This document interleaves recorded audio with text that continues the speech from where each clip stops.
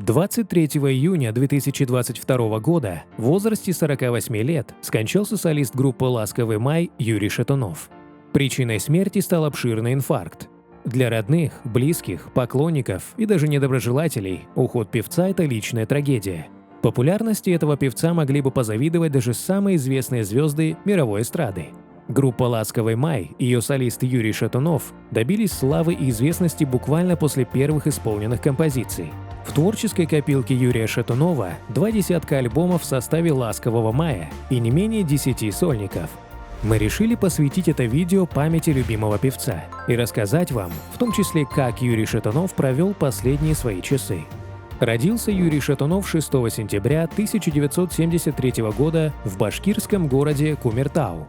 Отца звали Василий Клименко, маму – Вера Шатунова.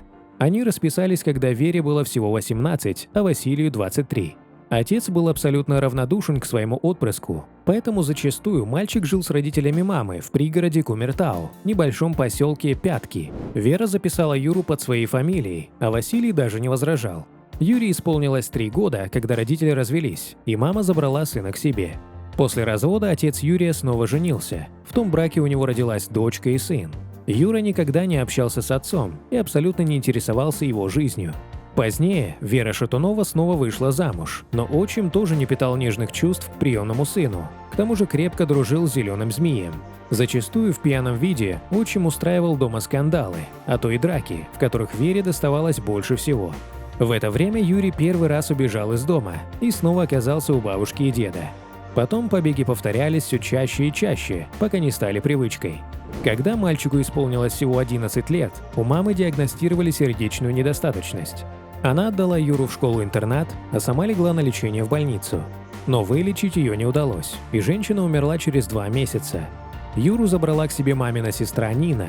Он не чувствовал себя здесь родным и снова начал сбегать из дома. В течение 1 года Юра скитался, пока его не поймали и хотели вернуть тетке.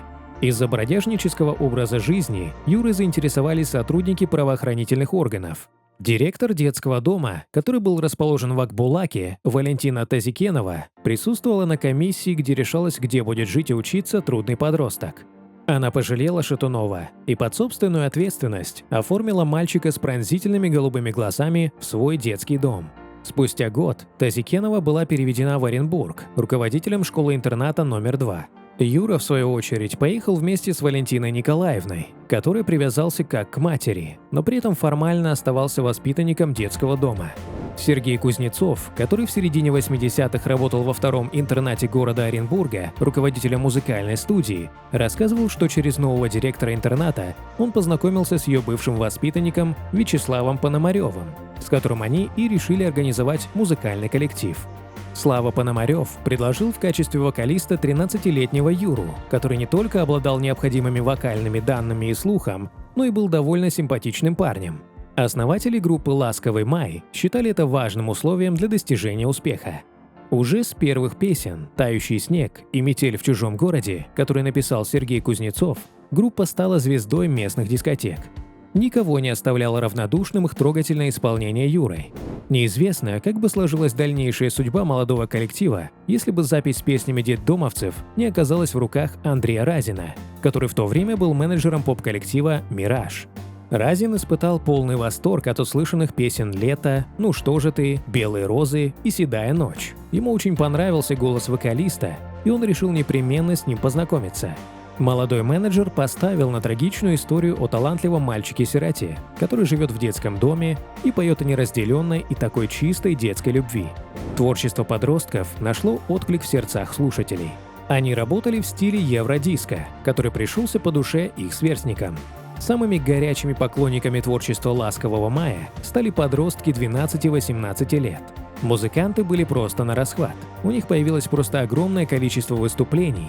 Иногда они выходили на сцену по 8 раз в день. Концерты собирали колоссальную аудиторию – от 40 до 60 тысяч слушателей. За годы своего существования музыканты выпустили более 2 десятков альбомов. 3 года их композиции находились на лидирующих позициях хит-парадов. Однако весь последующий репертуар не был таким популярным, как их первые песни. И в 1991-м солист группы Шатунов уходит из коллектива. Певец уехал в Германию, где поступил на курсы звукорежиссеров. Там же он продолжает записывать свои композиции, выпускает дебютный сольник под названием «Знаешь», хотя собирался дать ему название «Вот и кончился май». Свою жену Светлану певец встретил в Германии в конце 2000-го. Она не имеет отношения к миру искусства, получила юридическое образование. Вначале молодые люди жили в гражданском браке. В сентябре 2006-го они стали родителями сына Денниса, а в начале 2007-го оформили свои отношения официально. В марте 2013-го в семье родилась дочь Стелла. Обоих детей Шатуновых крестил тот самый Андрей Разин. До последних дней своей жизни певец с семьей жил в Москве, периодически выезжал в Германию, в Мюнхен. В личной жизни Юрия не было бурь и ураганов. Он всегда был счастлив с любимой женой и обожал своих детей. Он старался дать им то, чего сам не получил в детстве – любви, заботы, тепла и уюта домашнего очага. Юрий, как настоящий мужчина, оберегал свою семью, в том числе от внимания чересчур любопытных. Не пуская посторонних в свою личную жизнь, певец объяснял: «Я не хочу, чтобы какие-нибудь не вполне здоровые психические личности стали преследовать моих близких. Моя жена разделяет это мнение и сама попросила оградить от излишнего внимания. Светлана не хочет, чтобы посторонние люди узнавали на улицах ее, сына или дочь». Супруги договорились не публиковать фотографии детей в свободном доступе до достижения ими совершеннолетия. Дескать, тогда пусть и принимают решения сами. Кроме музыки и семьи, Юрий любил компьютерные игры и даже выиграл чемпионат России по компьютерным гонкам. Он серьезно увлекался хоккеем и активно занимался дайвингом. Юрий всегда помнил свое сиротское детство, поэтому никогда не отказывал в помощи детдомам и выступал с благотворительными концертами. До победного Шатунов судился с Андреем Разиным. Война между продюсером и певцом длилась не один год. Когда-то они сотрудничали и даже дружили, а потом превратились в ярых неприятелей. Свою правоту обе стороны конфликта доказывали громко, публично и с привлечением СМИ. Разин и Шатунов никак не могли договориться по вопросу о правах на песни «Ласкового мая» и вели перестрелку встречными исками. Каждый из бывших друзей уверял, что именно ему эти самые права передал автор композиций Сергей Кузнецов. Недавно суд постановил, что Юрий Шатунов может на законных основаниях и дальше петь хиты «Ласкового мая». «У меня есть полный перечень документов, где я являюсь правообладателем. Все, что пытается сделать против меня Андрей Разин, судороги предсмертные», заявлял Юрий в интервью. После победы Юрия Шатунова в суде Андрей Разин в очередной раз негодовал. Он грозил оппоненту очередными исками. В соцсети Разин уверял, что российские суды никаких прав отобрать у него не могут, ведь эти самые права, как и название группы «Ласковый май», зарегистрированы в Америке.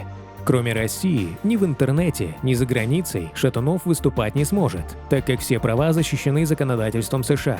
Шатунова ждут огромнейшие иски, которые ему предъявят правообладатели. Теперь у них есть право арестовать его имущество для защиты своих авторских прав по всему миру и привлечь его к уголовной ответственности, утверждал продюсер. В роковой вечер 23 июня 2022 года Шатунов с друзьями был на подмосковной даче. Они как раз отмечали победу в суде. Наконец-то артист отстоял право исполнять песни «Ласкового мая». Но никаких шумных посиделок и алкогольных возлияний не было. Неожиданно певец пожаловался на жжение в груди. Друзья поспешили отвезти его в больницу, но врачам спасти звезду не удалось. Артист скончался из-за проблем с сердцем, и его смерть стала для всех полной неожиданностью.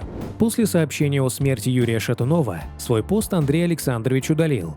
«У нас с ним были многогранные отношения, и добрые, и порой сложные. Мы даже были кумовьями. Именно такие отношения и называются жизнь», пишет теперь Разин о том, с кем еще совсем недавно вел непримиримую войну.